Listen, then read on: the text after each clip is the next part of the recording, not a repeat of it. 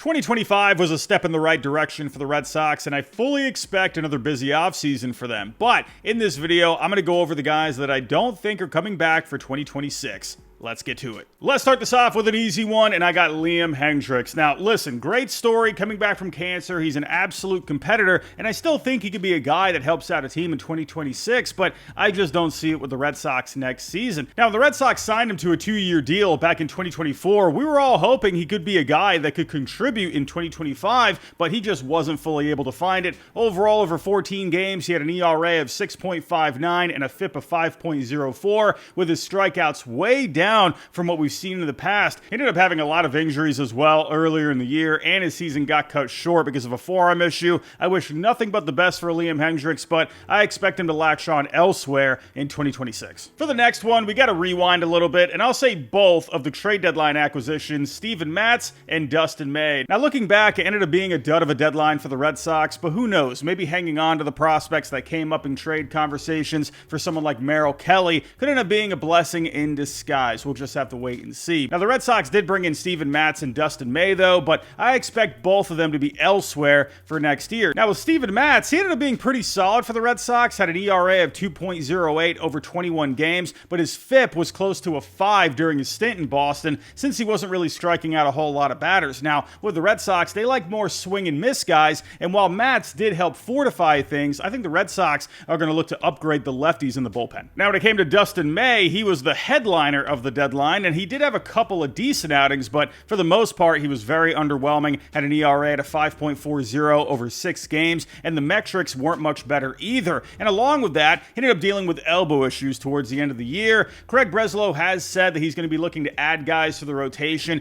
that can move the needle, and I just don't think Dustin May is that guy. But I do think May has the talent to be an effective pitcher in some way, shape, or form elsewhere, but I feel like he's not going to be the answer for the Red Sox moving forward. For the next one, I'm going to go a bit outside the box, and I'm going to say one of the Red Sox top 10 prospects. Now, 2025 didn't end the way we all hoped it would, but it was a step in the right direction. Countless times in the past, we've seen the Red Sox front office get aggressive to address a need when they're either in a competitive window or just entering one. Now, I think back to the 2006 offseason when the Red Sox were really lacking at the top of the rotation, so they went out there and traded Hanley Ramirez and Anibal Sanchez, two of the top prospects in the game at the time, for Josh Beckett. In 2017, the Red Sox needed someone else alongside David Price, so they traded Yoan Moncada and Michael Kopech, again, two of the top prospects at the time, for Chris Sale. Now, the Red Sox have clear moves to make, including adding a number 2 alongside Garrett Crochet, and there will be names out there like Joe Ryan on the Twins, Sandy Alcantara on the Marlins, or maybe even one of the Reds' arms, Hunter Green, Andrew Abbott, or Nick Lodolo. And sure, the Red Sox could use some major league talent in a deal, say one of their outfielders, Duran or Willie Abreu, because they do have a surplus when it comes to their major league outfielders right now, but I also expect at least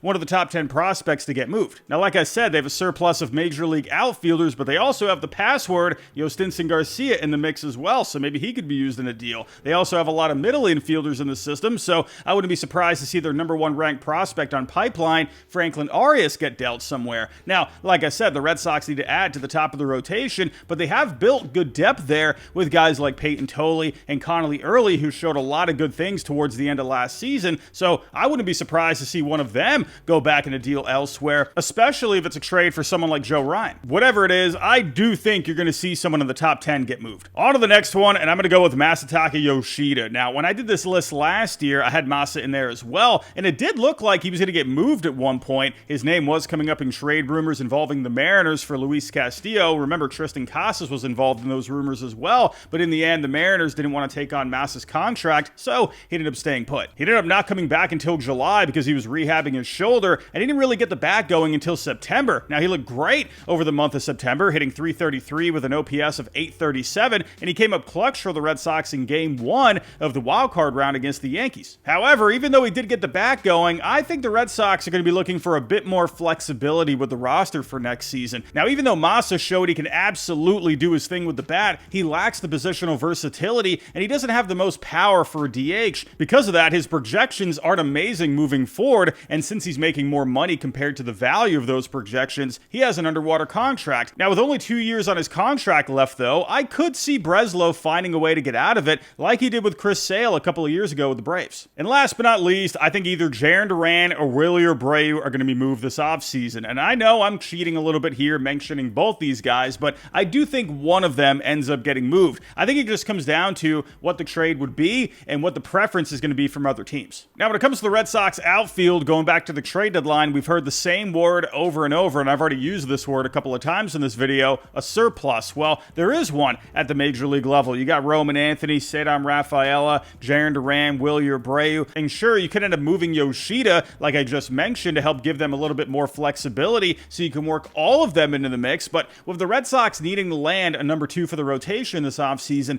and with both Duran and Wilyer having very good trade value, it makes sense to use one of them in a trade. Now, with Duran, sure, he had an up and down year, both offensively and defensively, but in the end, he posted right around a 4 wins above replacement on Fangraphs with a 3.9, and he was at a 4.5 on Baseball Reference because of the extra base hits he came up with and the speed that he has on the bases. He had 24 stolen bases this year, and because of that, he still has very solid projections moving forward. He's still under 30 years old, and he has 3 years of control left before free agency while not making a ton of money. He's someone that I think would be attractive to many teams out there because of the dynamic ability that he has, along with the factors that I just mentioned, not making a ton of money, under control for the next few years. So I definitely think teams are going to be interested. I could see a team like the Reds, who I mentioned earlier, have a lot of pitching like Hunter Green, Andrew Abbott, Nick Lodolo, but they sorely need bats in the lineup. You got the Dodgers, who could use a left fielder after Michael Conforto ended up being a bust of a signing this past year. Now, they have been connected to Kyle Tucker, but if that doesn't work out, maybe they can go after Duran. The Pirates have pitching. They absolutely need bats, and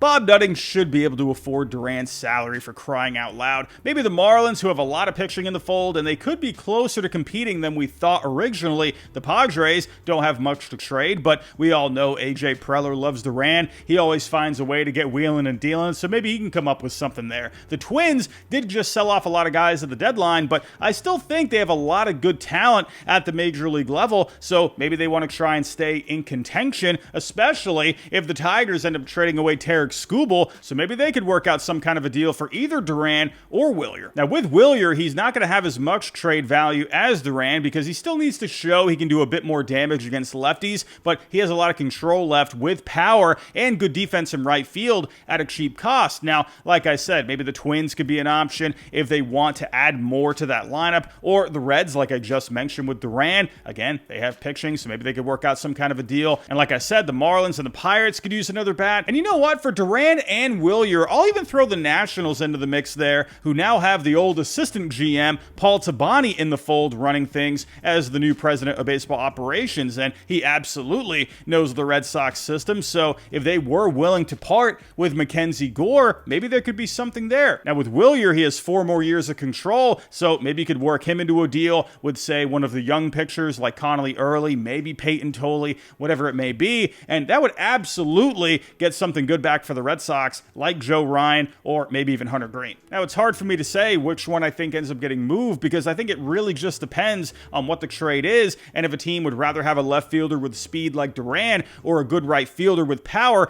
like Wilyer. And I know that's a boring answer, but in the end, because of their high trade values and the need for another top of the rotation arm behind Crochet, I think one of them ends up getting moved. But everybody, that's all I got for right now. Tell me your thoughts down below in the comments. Which players do you think are not going to be coming back to the Red Sox in 2026? Let me know all your thoughts down below. If you can on the way out, hit the like button, subscribe if you're new, and I'll talk to you next time.